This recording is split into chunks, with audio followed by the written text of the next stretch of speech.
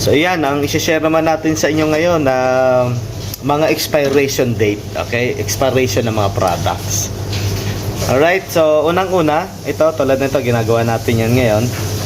So mga open na dry ingredients, okay, chili powder. So nilalagyan natin yan 1 month. Alright, so once ma-open, 1 month po ang expiration date natin. Bay leaf, okay? So once na-open natin at nilagay natin sa ibang lalagyan natin ng name, production date, kailan in-open or open date, and then expiration date. Kahit po itong mga sugar, kasi nga po iniwasan po natin na magkaroon tayo ng fine sa mga municipality. Ganito po kahigpit dito sa UAE. Alright, kung mga sauces naman tulad nito, may sauces ka na bang ginawa? So ito, teriyaki sauce, 7 days yan. 7 days namin ginagawa.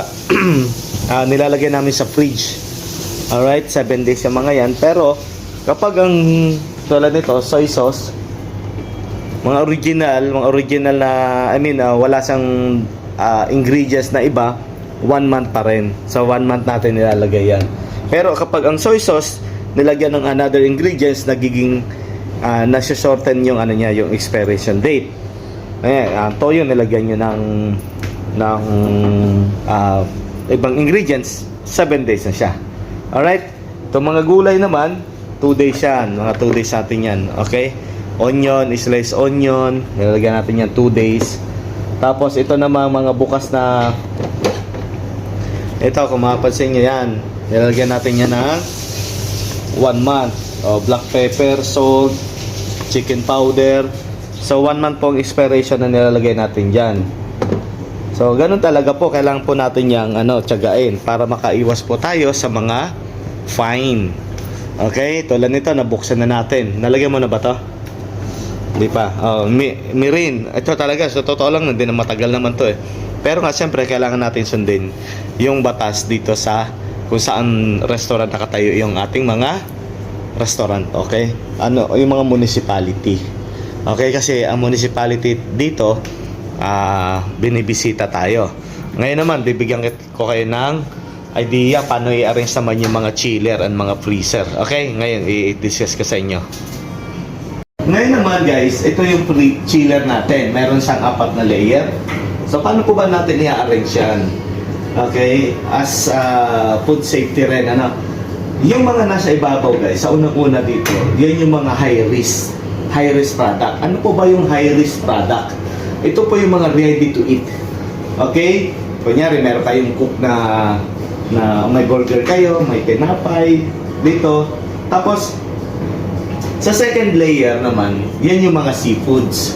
Okay, kung seafoods naman, meron kayong dito nyo po nilalagay yan. Mga low risk naman yan, okay? Dito naman, yung mga beef, for example, meron kayong beef, dito yan. And then yung poultry, mga poultry dito yan sa baba. Okay? Bakit po natin nilalagay sa taas yung mga ready to eat? Kasi iniiwasan natin yung dripping. Okay? Ibig sabihin, pag nailagyan natin dito ng ibang